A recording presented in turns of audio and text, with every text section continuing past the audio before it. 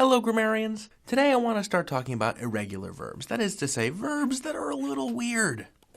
You know, we have this idea of a regular verb that we can conjugate in all tenses, and it's just going to behave in a way that we expect. Like, for example, the verb talk. Right? So if we take a regular verb and we put it in the past, the present, and the future, this is what it's going to look like. Present tense, talk. Future tense, will talk. Past tense, talked, with that ed ending. But there are plenty of verbs in English, as you have no doubt discovered, that don't follow that basic rule. Present tense, this one form of the verb, and the past tense is the present with ed tacked onto it, and then the future with will tacked onto the front.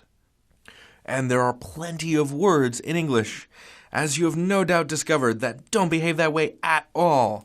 So let's take an irregular word, like run. Present tense, run. Future tense, will run. Past tense, ran. Oh, weird. Super duper weird.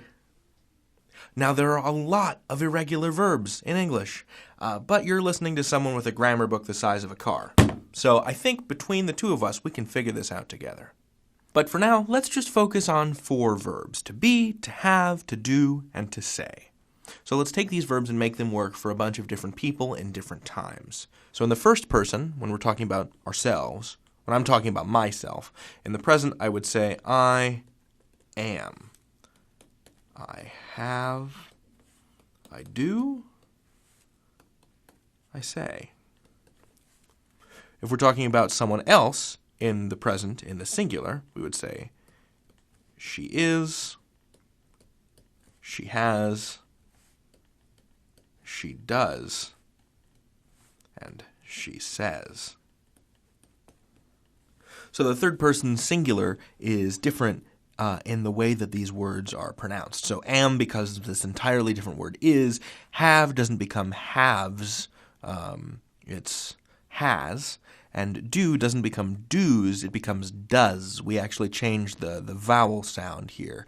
Just like say doesn't become says. We don't say she says in standard American English. We say she says.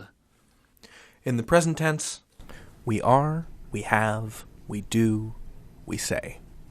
And in the past tense, in the first person, these 4 verbs form the following: I was,